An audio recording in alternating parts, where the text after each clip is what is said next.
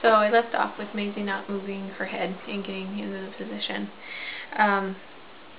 And during this whole time, every contraction was pure agony because my back would spasm out even more, and it just, everything was so intense, and with the back pain, it just multiplied it by like 100. It was horrible. I could have handled it had my back not been hurting, and had she been cooperating. But by the time, let's see, what time was it, like 6 o'clock rolled around, I had just said, you know, I'm done. I can't handle this anymore. I'm in too much pain. I have no desire to push. I need medicine to make this stop hurting so that I can do this. And they, I had said this before, and they're like, well, do you want to talk about it? Do you want to pray about it? And the first time I said, okay, we'll talk about it, we'll pray about it, and that's why we were there till 6 o'clock, trying in vain to get her out.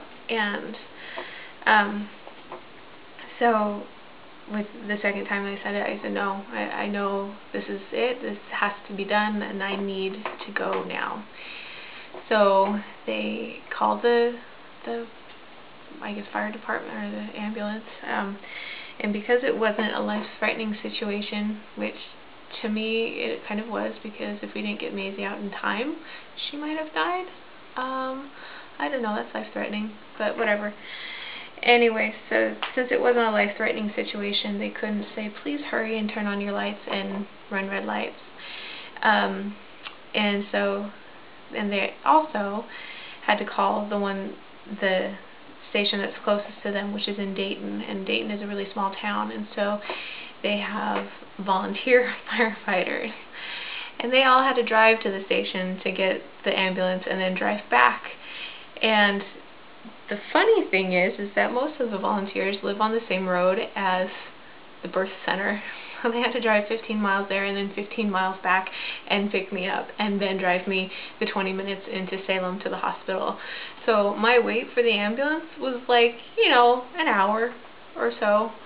And by that time, like I was turning into the crazy lady that everybody was like, wow, that's not how it really is. And that's how it really was for me. It was just like, give me drugs or I will kill someone. I don't think you understand here, like how important this is. And so they put me on the stretcher for the ambulance, and they buckled my legs and my hips, and they put one across my chest, and it was like, are you kidding me? You want me to lay perfectly still? Well, I'm in pain. But alright, we'll try this. And so I was trying to not yell and to not scream, but I couldn't help it. Like, that was the only thing I could do, because I couldn't bear down and work with the contraction because it was hurting, like my back so bad. And so I was just trying so hard, and I felt so embarrassed that I was making so much noise and probably making everybody deaf around me. But we got to the hospital. Adam had gone on ahead thinking that it would be a lot faster, and then that way, you know, we wouldn't have to have somebody take us back to get our car and all that nonsense. And so he's there waiting and totally worried that maybe I had the baby on the way, because she was, you know, right there, but just, you know, couldn't get past that one little bit. But thankfully I didn't, and they're taking me into the and the ambulance guy, the driver, I think he thought that I was just in so much pain I wouldn't notice that he asked where the restroom was after they put me in the ambulance. And the only thing that stopped me from saying, no, get your butt in the driver's seat and drive, was the fact that I was in too much pain that I couldn't speak like a full sentence clearly. So, Mr. Ambulance Driver, I was fully aware that you took 5 minutes to go pee, and that really ticked me off, because that 5 minutes was another 5 minutes that I didn't get drugs. Thank you very much. Moving on. But we got to the hospital, and Adam comes running out and is walking with the stretcher up to the room, and they take me right to the delivery room, and I'm trying to be quiet in the hallways. It was really, really hard. I didn't want to scare anybody and make them think, oh my gosh, that's going to be me in a few minutes. No, it was really hard to be quiet.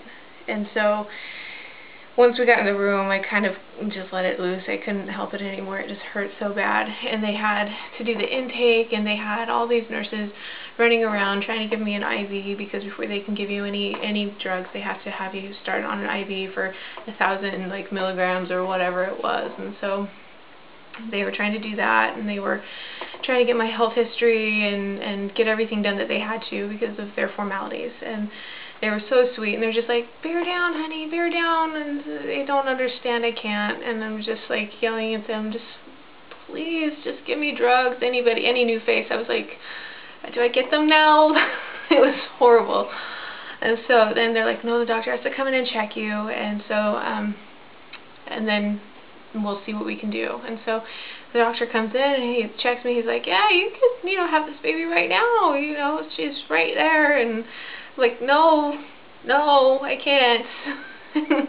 So he's like, well, I don't think an epidural is going to work for you. And so I was freaking out, thinking, oh my gosh, I really am just going to have to do this and suck up the pain. But then he's like, but an intrathecal is something that I think would work better. And I was like, great, do it. Just do it. I don't care what it is, just do it. So he's standing there trying to explain it to me, and I'm like, okay, sure, just do it. And so they bring in the anesthesiologist, and she also is going through the things of, these are the risks. And I'm like, great, yeah, sure, okay, ready. I don't care if I'm paralyzed, just do it. So finally, they gave me the drugs, had me sign the paper saying that I won't sue them if anything goes wrong. And then they gave me the drugs, and I was having contractions while they were trying to put the needles in my back, and it was really hard to lay still through that, because they were just coming so close together and so intense. It was just everything that I could do. And they're like, curve around your baby, and I'm like, I can't move. I don't think you understand. I can't move. I can't curve. So you're just gonna have to do whatever you can do to make this work. And so finally, she got the drugs in, and I remember she's like, okay, I'm gonna numb your back right now so that I can stick the other needle in. And the numbing sensation just from that was like the biggest relief. And I was like, oh my gosh, that feels so good just to have that alone.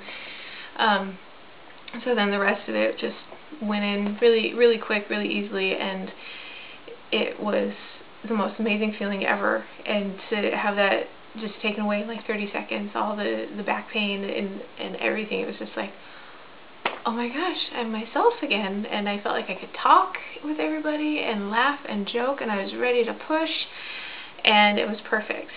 And